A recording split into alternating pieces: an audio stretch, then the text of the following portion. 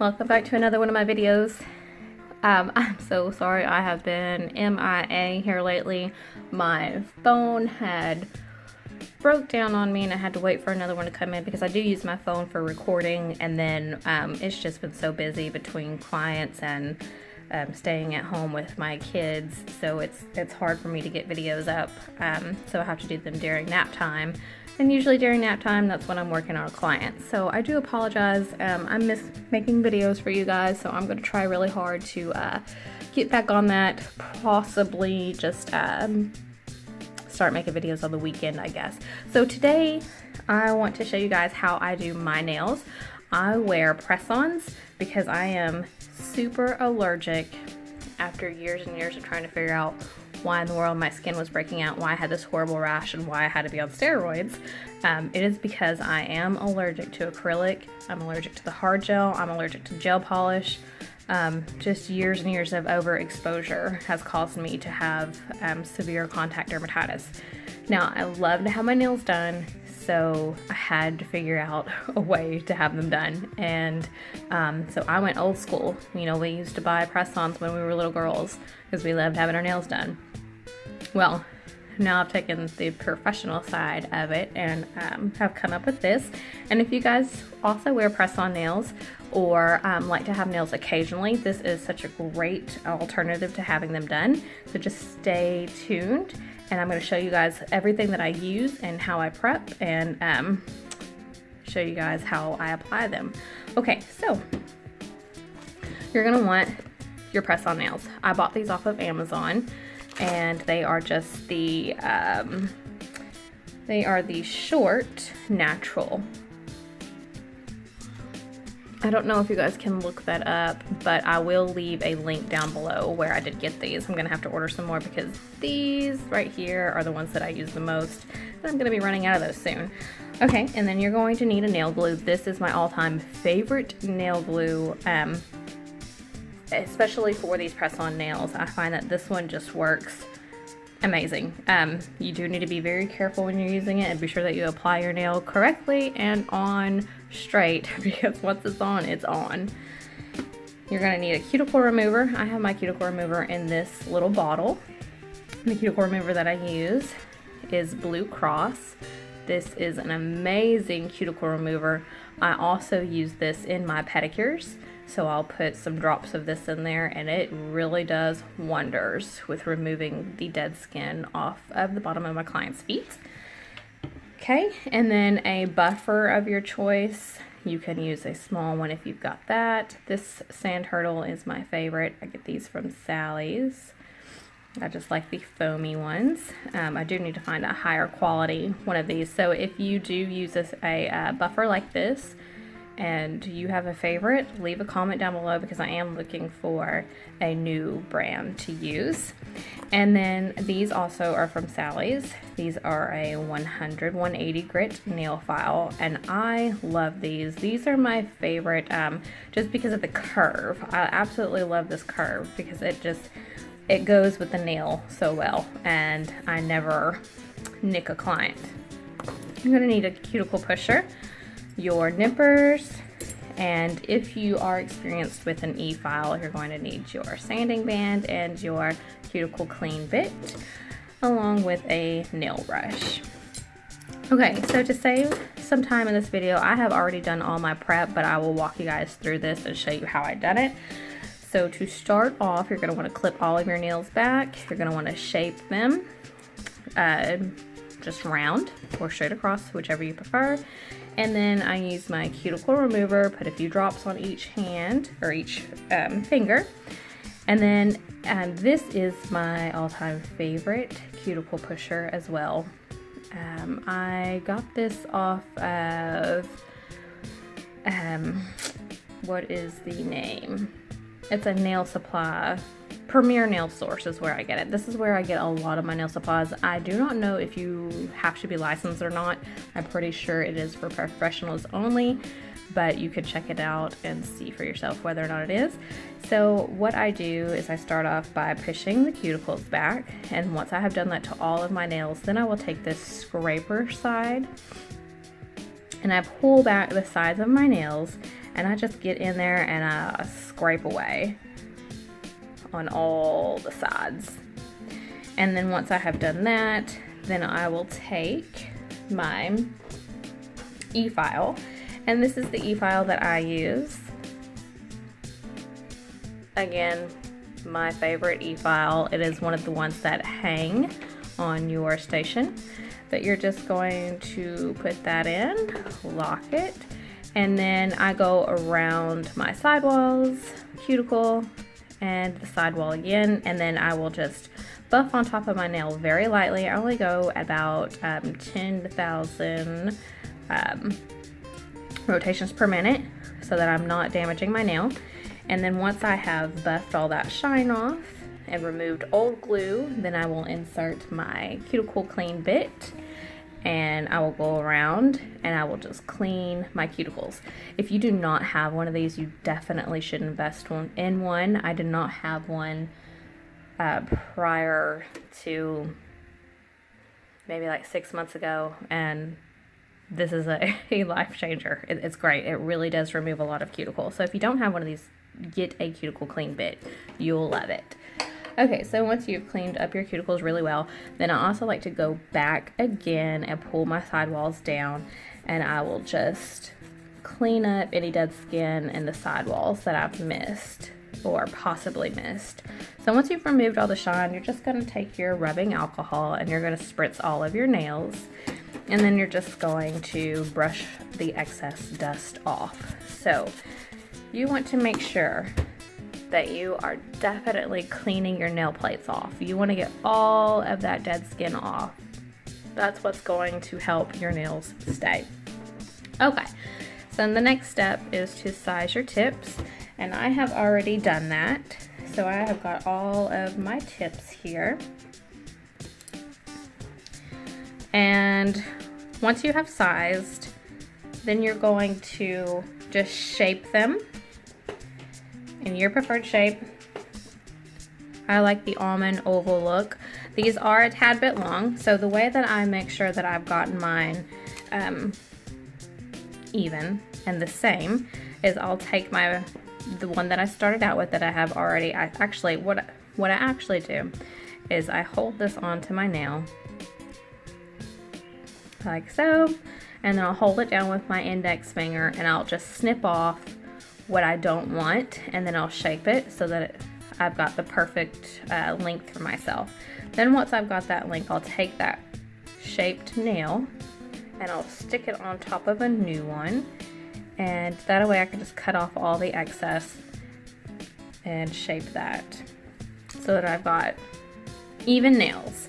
Okay, so now, since I am very allergic to the acrylic and the gel, like I told you guys before, this is what I use to apply my nails and polish them. So this is just a fridge magnet that I found at the Dollar Tree, and then these 5 little things are command hooks with little squishy backs. So I just applied those on here, and then I took the sticky tacky, whatever you call that stuff, stuck it on here. That way I can press my nails down on here like so, and then I can polish them and decorate them to my liking. And the reason that I have to do this, not that I have to, but I take extra precaution and I do this step because I'm so allergic and I don't want to glue this onto my nail and then as I'm polishing accidentally touch my skin with the product and then have a reaction. So to avoid any reactions, I just take my little nail tip holder and apply them like so. Okay, so before you apply your gel polish or any designs, I will take a buffer and I'm just going to remove the shine off of these. So that is another step that you want to do, is just make sure that you remove the shine off of your nail tips.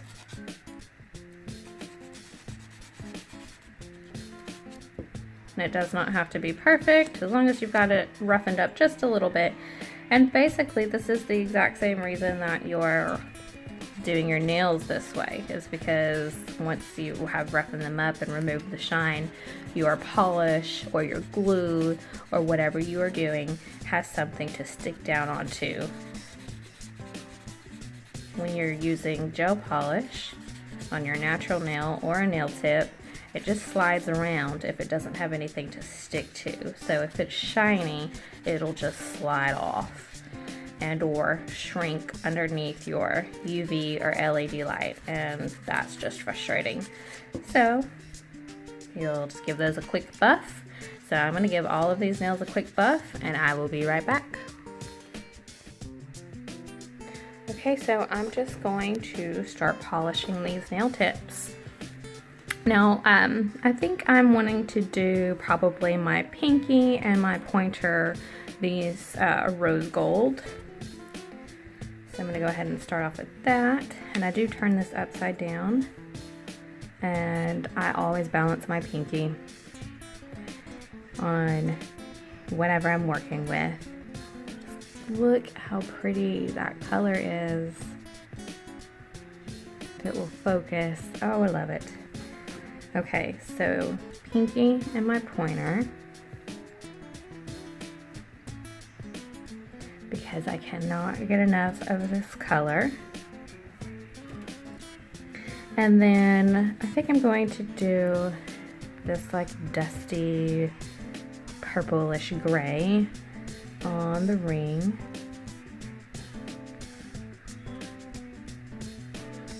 And you do want to make sure that you're doing pretty thin coats.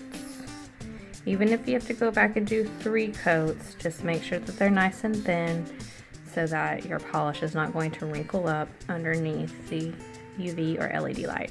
And then I'm just going to take this tasty eggplant and put it on my middle and my thumb.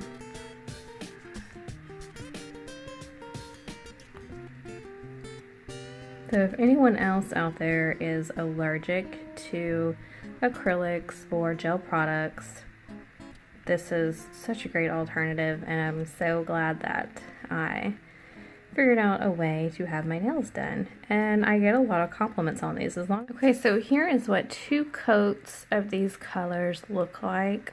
I think I'm going to go ahead and do another coat on these tasty eggplants and also the champagne rose gold color, just because I want it to have maximum opacity. I know it's not picking up on camera, or at least I can't tell that it's picking up or not. It looks pretty opaque here, but from my side I can still see a little bit through the tips. So I'm going to go ahead and just apply one more coat of all these colors, making sure that I do apply them thin so that you don't get any wrinkling or peeling.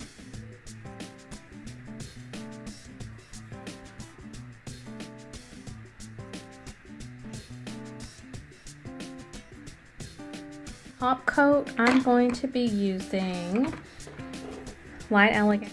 Put a thin layer of this top gloss, super shiny, on the nails, making sure that I get all the way to the sidewalls, capping my free edge. And then I'm going to cure this underneath my UV LED light for 1 minute. And then we're going to apply these. I'm going to show you how easy it is to get these on your nails and make them last. So let me go ahead and top gloss all of these and I'll meet you guys back. Okay, so we've got those nice and cured. We're just going to take our, once you pop those off of your little display, then you're just going to start gluing these on. Okay, so the way that I glue mine on, so to apply my glue, this stuff comes out so fast, so you have to be really careful. Honestly, I don't even squeeze it. I just lean it over, and then I will put a small amount of glue up and down my nail like this, and then I will take that glue and just rub it back and forth, staying about 1/8 of an inch away from my sidewalls and my cuticle, because when I do press my nail down, that glue will kind of fill in those gaps. Okay, so then I take my nail tip, and I just kind of run it like that, so that I can push the glue everywhere, and just press down. Be sure that you are pressing down firmly for about 10 to 15 seconds, and I also like to roll my finger back and forth like so to press out all of the air bubbles and get a really nice tight nail. So I believe honestly my thumbnails are the only ones that you can tell that are pretty much fake, because my thumbnails are actually like more square than the rest of my nails. My other nails are pretty round. So these are the only ones that you can tell that are pretty much fake, but so that's how I do that. I'm gonna go ahead and do the rest of them. Put your glue in the middle and just run that around your finger. And like I said before, this glue dries really fast, so definitely be sure that you have glued your nails on even and straight. Okay, so I'm just going to back that up to my cuticle and push down firmly, and then roll my finger, and you will feel it. It'll be pretty snug, so you'll know you've got a good latch. Just going to do this to all of our fingers.